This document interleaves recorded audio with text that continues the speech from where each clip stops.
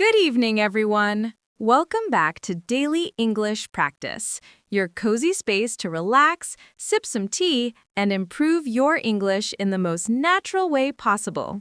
Yes, hello, friends. I'm John, and as always, I'm joined by the wonderful, the kind, and the ever-smiling Mary. Oh, come on, John. You're just trying to make me blush in front of our listeners. That's my job. So, today we're doing something very special, something deeper. We're going to talk about feelings. Yes, how we feel, how to express emotions in English, and how to really connect with others when we talk. Exactly.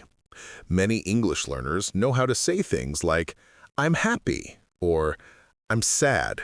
But sometimes feelings are much more complicated, right? Right. Feelings are like tea. There are so many flavors. Sometimes sweet, sometimes bitter, sometimes strong, and sometimes very soft. I like that, Mary. So, everyone, get your cup of tea, sit back, and let's talk about emotions and how to express them in English naturally and beautifully. It's such a quiet evening. The rain outside, this warm tea, it makes me feel peaceful. Yeah, peaceful. That's a great word. Peaceful means calm and relaxed, like when nothing is bothering you. Exactly. I think many people forget to say simple things like, I feel peaceful. It's such a lovely phrase. Yes, you can say, I feel peaceful today, or the rain makes me feel peaceful. Sometimes the rain makes me feel a little sad, too, though. Yeah, sad. That's okay, you know. Feeling sad is part of being human. True. Sometimes people think they should always be happy, but it's okay to feel sad, or tired, or even lonely. Exactly. If you want to express sadness in English, you can say things like, I'm feeling down. I'm a bit low today. I'm not in the mood. Those sound natural, right? Not too dramatic, just real. Yeah, like how you talk to a close friend. Mm. Can I ask you something personal, John? Of course. When was the last time you felt really sad? Maybe last year. I lost an old photo album. It had pictures of my grandparents. I looked for it everywhere. It reminded me how much I missed them. Oh, that's touching. I know that kind of sadness, the feeling that something small holds so many memories. Exactly. But you know what helped? Talking about it, just like we're doing now. That's beautiful. Talking helps. Even when you can't solve the problem, it helps you understand your heart. And in English, that's also important. Learning to describe your emotions, not just facts. Yes. So, listeners, try saying, I feel grateful. I feel calm. I feel nervous. I feel hopeful. Those 4 words can describe so many different days of your life. John, sometimes when I feel down, I try to focus on small things that make me happy. Like what? Like a good song, or cooking something warm, or calling a friend. That's nice. You know, I always tell myself, this feeling will pass. It helps me remember that sadness is temporary. That's a beautiful phrase. This feeling will pass. It's so powerful and gentle at the same time. Yes, and when we feel motivated, we can say things like, I feel inspired. I'm ready to take on the day. I'm full of energy. Oh, like you after 3 cups of coffee. Exactly. Sometimes motivation just comes from caffeine. But sometimes it comes from people, from conversations like this. Yes, and to express hope, you can say, I feel positive about the future. I believe things will get better. I'm looking forward to tomorrow. Those phrases are perfect for daily life. They sound real, natural, and full of optimism. And here's a little pronunciation tip. When you say, I'm looking forward to, remember the to is followed by a noun or ing form, like I'm looking forward to meeting you, or I'm looking forward to the weekend. Great reminder, John. You're not just charming, you're educational. I'll take that as a compliment. Okay, John, let's talk about the hard ones. Feelings like anger and stress. Oh, yes, the ones we all feel, but sometimes don't admit. Exactly. So, how do we express anger in English without being rude? Good question. Instead of saying, I'm angry, you can say, I'm upset. I'm frustrated. I'm irritated. Yes, those sound softer but still honest. Right. And if you want to sound calm, you can add, I'm a little frustrated, or I'm kind of upset. Tone is important too. Your voice can show your emotion. Absolutely. Like if I say calmly, I'm upset, it sounds very different from shouting it. Can I tell you something funny, John? Of course. Last week, my cat knocked over my coffee, right onto my new white shirt. Oh no. What did you say? I said, I'm a little upset. But honestly, inside, I was screaming. That's such good English control. It's emotional acting, but it helps. Sometimes we use English to calm ourselves, too. That's true. Language isn't just about communication, it's about managing feelings. Beautifully said, John. Okay, enough sad and angry stories. Let's talk about happy emotions. Yes, please. Happiness deserves attention, too. So when you feel happy, don't just say, I'm happy. Try, I'm delighted. I'm thrilled. I'm over the moon. Oh, that's a fun one. Over the moon. It means extremely happy. Exactly. You can say, I'm over the moon because I passed my exam. Or I'm over the moon because our listeners are learning with us. Perfect example. And don't forget gratitude. It's one of the warmest feelings. Yes, you can say, I feel thankful. I'm grateful for what I have. I really appreciate it. And if you want to sound even more natural, you can say, that means a lot to me. Oh yes, I love that phrase. It sounds sincere. Listeners, if you're grateful for something today, maybe for this cozy moment or your cup of tea, just whisper it to yourself. That's how confidence starts, with gratitude. This tea is almost finished, John. Yeah, but our conversation is just beginning. You're right, because talking about feelings never really ends, does it? No, it's an ongoing journey. And in the next part, we'll explore how to talk about feelings with other people, friends, family, and even coworkers. So stay tuned, everyone. If you're enjoying this warm and honest conversation, don't forget to like, subscribe, and share this episode with someone who might need it today. Yes, and remember, it's okay to feel. Every emotion teaches you something. See you in the next part.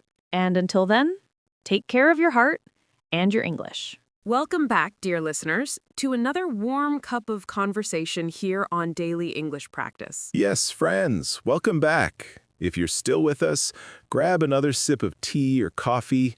We're diving deeper into the world of feelings, how to talk about them with other people in English. Exactly, because it's one thing to know your feelings and another to share them. Beautifully said, Mary.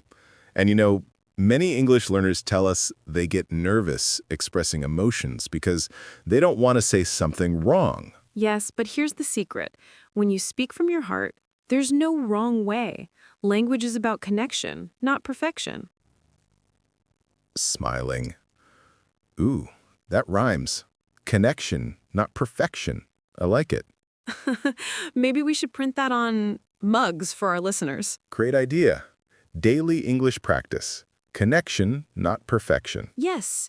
So, let's imagine a few real-life situations where feelings come up and talk about how to express them naturally in English. Let's start with friends. The people we laugh, cry, and share stories with. Right. Sometimes your friend might ask, "How are you?" And we just say, "I'm fine." Yes, the famous "I'm fine." It's okay, but it doesn't say much, does it? Not really. What if instead we said, "I'm a little tired, but happy to see you"? That sounds so much warmer and real. Exactly. You can also say things like, "I've been a bit stressed, but I'm doing better. Yes, I've had a rough day, but I'm okay now." I'm feeling great today, full of energy. Those sentences make the conversation more personal. And they invite your friend to open up too. Right. It's like saying, "I trust you with my feelings." Exactly. And if your friend shares something emotional, you can respond gently. For example, that sounds really hard. Or, "I'm here for you." Or, "I understand how you feel." Those phrases show empathy, one of the most beautiful English words, don't you think? Yes. Empathy means understanding someone's feelings even if you haven't experienced them yourself. Right.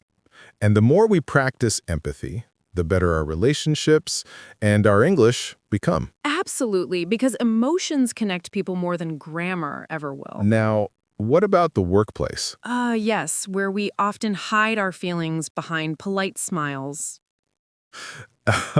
True. At work, we need to sound professional, but still honest. Exactly. For example, if you're feeling stressed, you could say, "I'm feeling a bit overwhelmed," or "I have a lot on my plate right now," or "I'm under some pressure, but I'm managing." Those are perfect. Polite, but clear. And if you're happy about something, you could say, "I'm excited about this project," or "I'm really pleased with how it turned out," or "I appreciate everyone's effort." That last one, "I appreciate everyone's effort," is such a strong leadership phrase. Yes, it spreads positivity without exaggeration. And if something goes wrong, maybe a mistake, you can say, "I'm disappointed, but I'll learn from it." Or "I'm frustrated, but I'm looking for a solution." See how the feeling word connects to an action? That's powerful communication. Exactly. Because emotions guide behavior. Yes, and even at work, where people try to sound logical, emotions still drive everything. Couldn't agree more. Okay, John, let's move to a deeper, sometimes trickier area, relationships. Ah, yes. The land of love, confusion, and late-night messages. Exactly. Feelings are big here. You can't avoid them. So, how do you express feelings in a kind and clear way in English? Let's imagine you want to tell someone you care about them.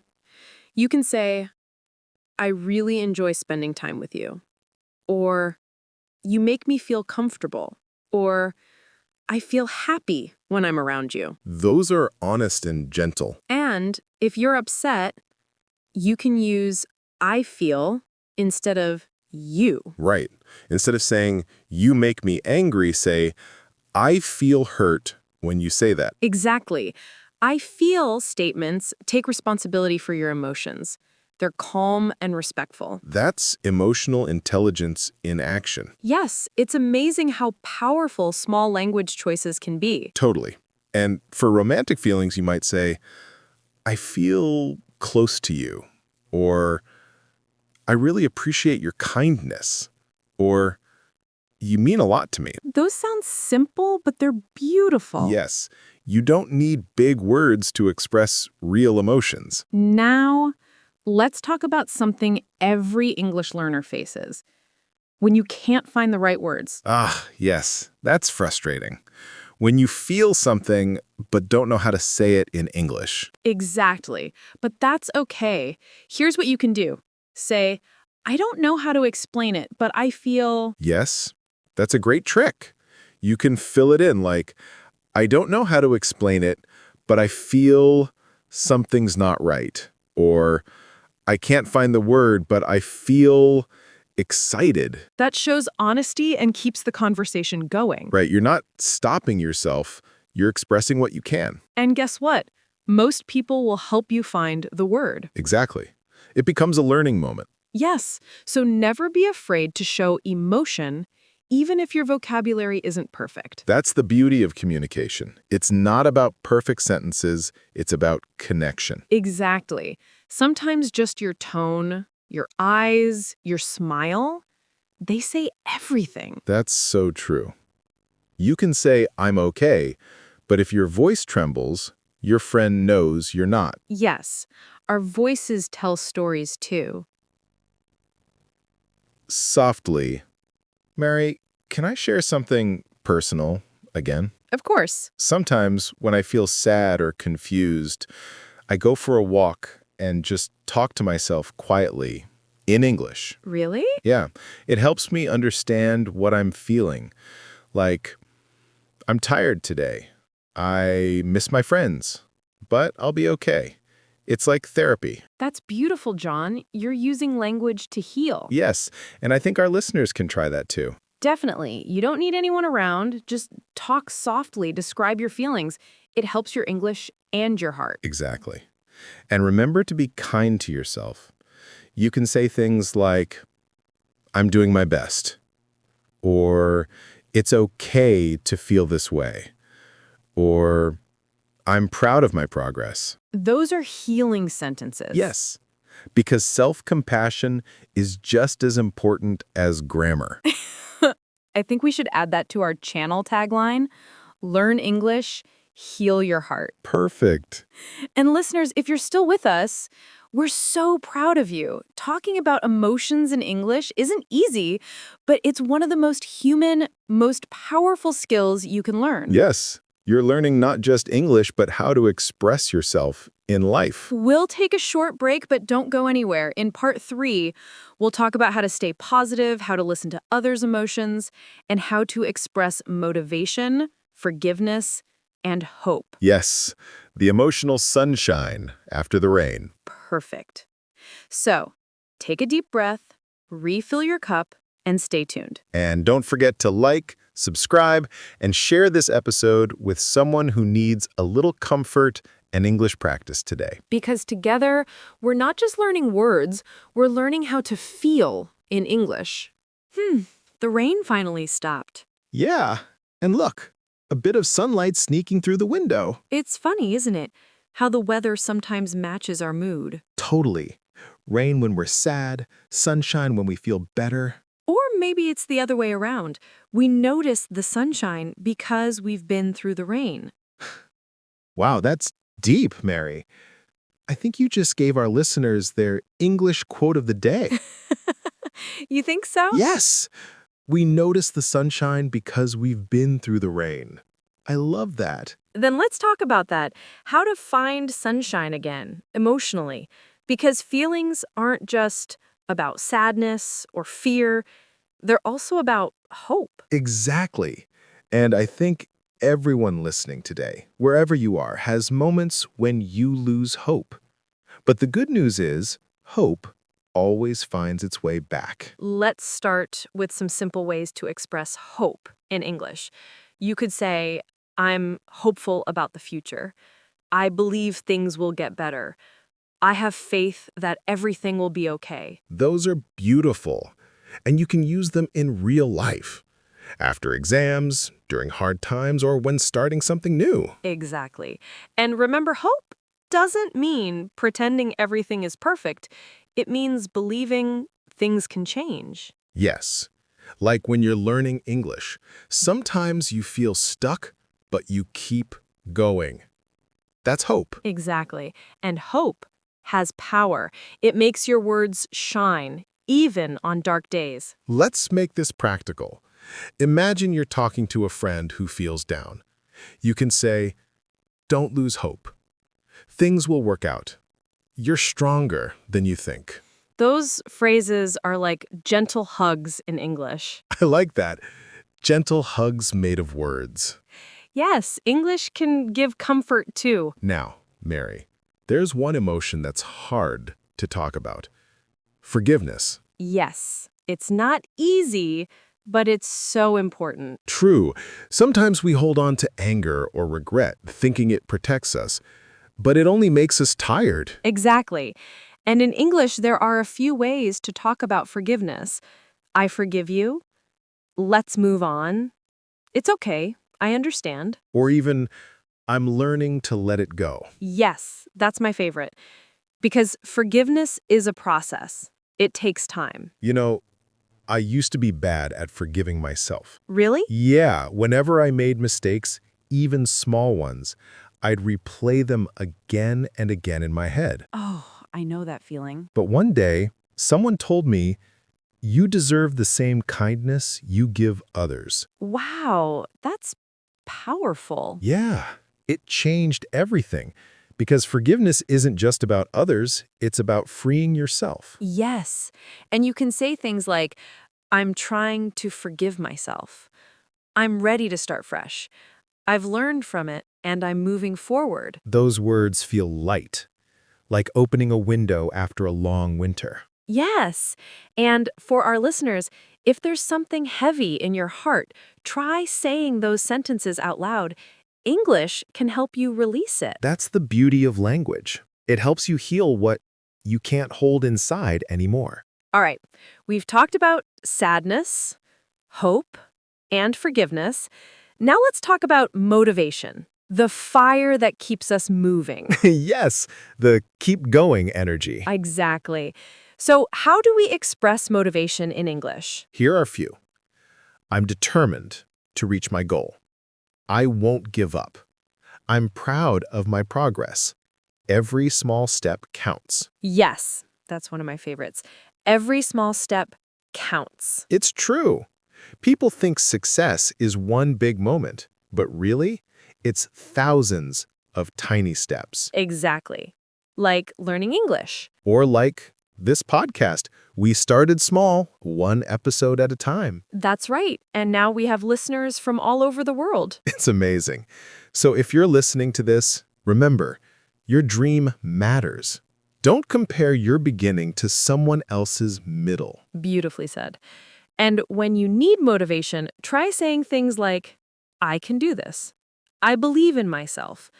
I'll keep trying. Yes, and my personal favorite, it's never too late to start. That's a good one, because sometimes people think, I'm too old to learn, or it's too late, but it's never too late. Exactly. The right time is now. Let's talk about one more powerful emotion, gratitude. Ah, yes. Gratitude, being thankful. It's such a healing emotion, and it's easy to express in English. You can say, I'm grateful for my family. I appreciate your help. I'm thankful for today. Those are wonderful. And gratitude can change how you see everything. Yes. Like, instead of saying, I have to go to work, say, I get to go to work. Exactly. The words you choose can change how you feel. And gratitude makes your heart lighter. It also improves your English naturally because you start expressing kindness more often. That's true. The more you speak with kindness, the more fluent your emotions become. John, I think the sun is setting. Time for another cup? Absolutely. Can't end a heart talk without more tea. You know, this conversation made me realize we don't always need to fix our feelings. Sometimes we just need to feel them. Yes, and share them. Exactly. Talking about feelings makes us human, and learning to do it in English helps us connect beyond borders. That's so true. Language isn't just for business or travel, it's for understanding yourself. And others. Yes. Yes. John, what's one feeling word that describes this moment for you? Peaceful? You? Grateful. Perfect words. And to our listeners, how about you?